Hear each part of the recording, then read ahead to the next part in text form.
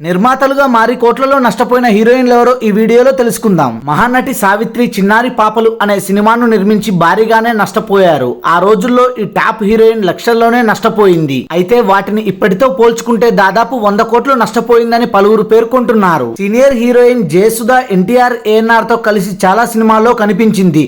ఈమె కాంచన సీత, కలికాలం, అదృష్టం, వింత కోడళ్లు వంటి చిత్రాలను నిర్మించి భారీగా నష్టపోయింది. భూమికా చావ్లా టాలీవుడ్ లో 2003లో మిస్సమ్మ చిత్రానికి ఉత్తమ నటి అవార్డు అందుకుంది. ఈమె తకిట తకిట అనే చిత్రాన్ని 2 కోట్ల బడ్జెట్ తో నిర్మించి కోటికి పైగా నష్టపోయింది. హీరోయిన్ కళ్యాణి కేటుకే ప్రొడక్షన్స్ అనే ఓ బ్యానర్ స్థాపించి ద్విభాషా చిత్రాన్ని రూపొందించింది. ఆ సినిమా వల్ల చాలానే నష్టపోయింది. 30 సంవత్సరాల పాటు సినీ ఇండస్ట్రీలో వివిధ భాషల్లో దాదాపు 180 సినిమాల్లో నటించిన lady super star Vijayashanti Balakrishna హీరోగా నటించిన నిప్పురవ్వ చిత్రానికి సహ నిర్మాతగా వ్యవహరించి భారీగానే నష్టపోయింది. మంజుల ఘట్టమనేని 2022లో షో సినిమా ద్వారా మంచి గుర్తింపును తెచ్చుకుంది. షో చిత్రంలో హీరోయిన్ గా నటించడమే కాకుండా ఆ చిత్రాన్ని నిర్మించింది. ఆ తర్వాత మహేష్ బాబు నటించిన నాని చిత్రాన్ని కూడా నిర్మించింది మంజుల. అదే విధంగా కావ్యాస్ డైరీస్ అనే చిత్రాన్ని కూడా నిర్మించింది. ఈ సినిమాలన్నీ ఆమెకు భారీ నష్టాన్ని మిగిల్చాయి. హీరోయిన్ రోజా తన భర్త సెల్వమణి దర్శకత్వం వహించిన సమరం అనే చిత్రానికి నిర్మాతగా వ్యవహరించింది. ఇక ఆ సినిమా వల్ల భారీగానే నష్టపోయింది. భారతీయ సినీ నటి శ్రీదేవి కూడా సహ నిర్మాతగా కొన్ని చిత్రాలను రూపొందించి కోట్లలో నష్టపోయింది. టాలీవుడ్ హీరోయిన్ చార్మి, మెహబూబా,